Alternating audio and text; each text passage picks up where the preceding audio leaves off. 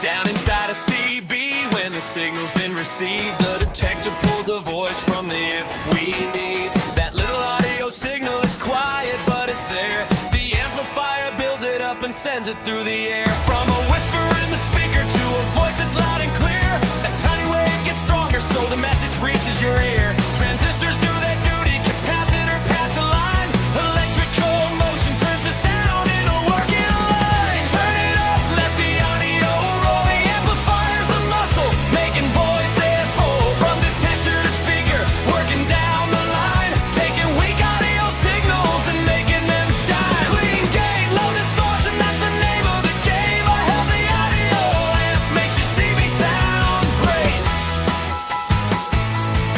Yeah, yeah. The volume control decides how much signal gets through. Then the amplifier makes it stronger just for you.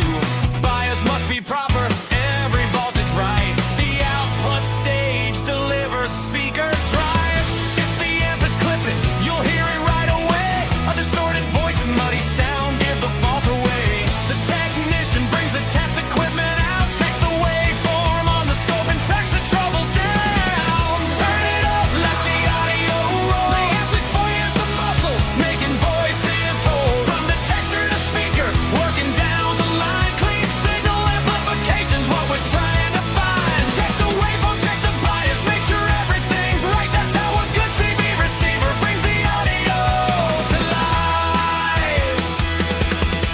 Don't just turn the adjustment, don't just guess and go. Use the proper test equipment, measure what you need to know. Scope across the signal, check the DC supply too. Real radio troubleshooting starts with facts, not what you assume is true. When you transmit, there's another audio path.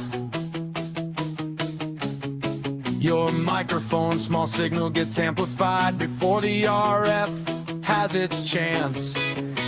A little gain is needed to make that voice remain.